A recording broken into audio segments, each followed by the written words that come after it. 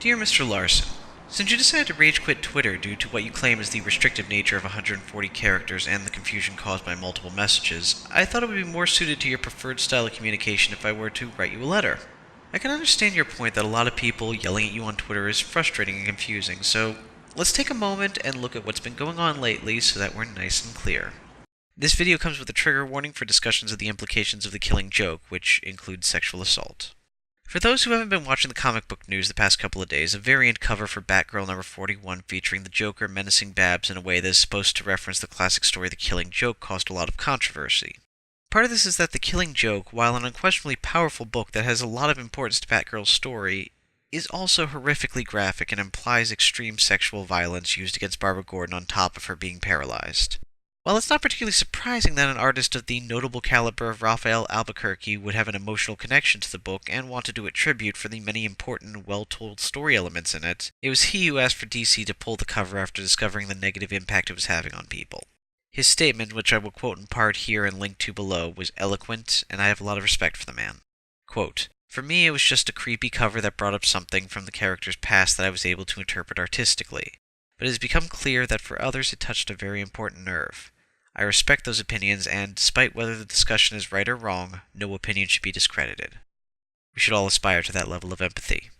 DC also issued a statement that was a little more corporate, but otherwise okay. Until this line.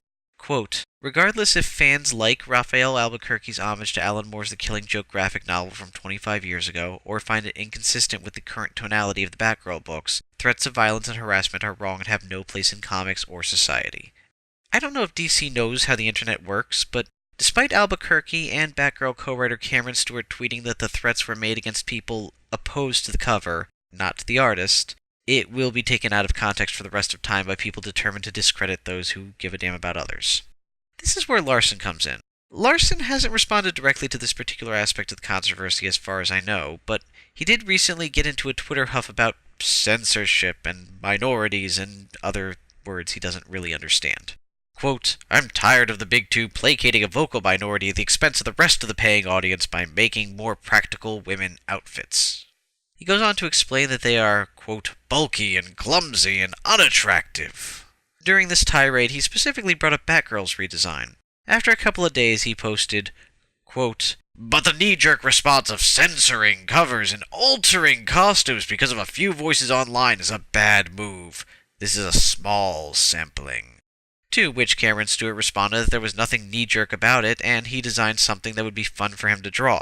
Larson tried to pull his foot out of his mouth quickly, pretending that vocal minority didn't mean female readers, despite his exclusive complaints about female costumes and people who were upset, quote, "at finding a woman attractive." But unsurprisingly, this was not very convincing. My favorite part was in his vicious backpedaling. He suggested that anyone who is vocal online, including him even, is one of the vocal few he was referring to. So, Mr. Larson, am I to take that to mean that anybody who says things online should be ignored? Does that include all of the hashtag save the cover people? Larson is a great example of a genuine vocal minority of people who just want things the way they always were. Larson would very much like to be able to masturbate to all of the female superheroes, please, and these outfits that make crime fighting easier are really making it difficult.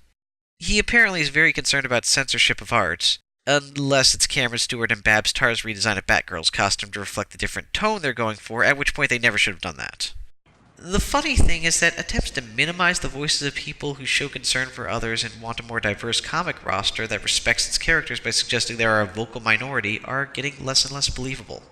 Remember a few weeks ago when this Thor panel got people up in arms about the female Thor punching the Absorbing Man for making a crack about feminists and also, robbing a bank? It should be noted that Thor has never, ever punched anyone before. Ever. So this is entirely unprecedented, and it's unfair for a superhero to punch a supervillain committing a crime. Well, the sales figures are in, and it seems that there wasn't a drop in sales of Thor. It also seems that the audience doesn't mind her being a woman and doesn't mind her punching bad guys, even if she enjoys it because of his comments and attitude. This is just one example that suggests that the majority wants this in their comics. On that note, I should take a moment to give some major credit to DC. They're committing to diversity in a big way with the upcoming soft reboot, producing a number of new LGBT characters, characters of color, and characters from different cultures. This is a conscious decision on their part, not just in terms of characters, but also of writers, artists, and editors who can bring their unique experiences to stories and reach new audiences. I don't know how well they'll handle it. It's still DC, but I do think they deserve credit for trying, and I hope it goes well. Mr. Larson, look to your former Image frat boyfriend, Jim Lee. He can read the writing on the wall. You're the vocal minority, and not just because you say things online. You will undoubtedly continue to have a fan base, and I wish you all the best with that, but whining that you no longer find superheroine costumes as attractive or spinning wildly between your various and opposing positions on artistic freedom is not going to make you look like you know what you're talking about. It's going to make you look out of touch. Maybe you don't care about that, I don't know, but if you do, then you should consider talking to some people and find out what you're missing. Sequentially yours, Karu.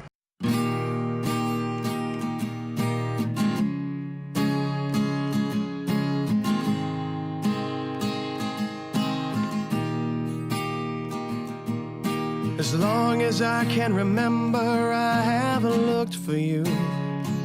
I haven't looked for you all my days.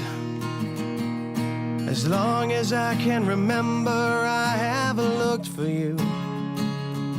And all this while you were waiting along the way.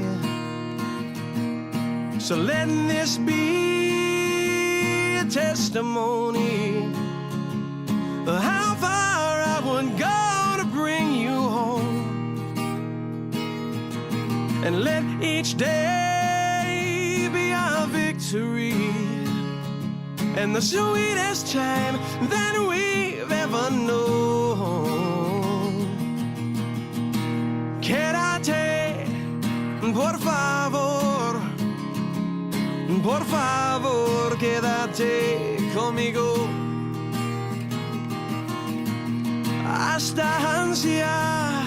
Пожалуйста, пожалуйста, останься со мной. No.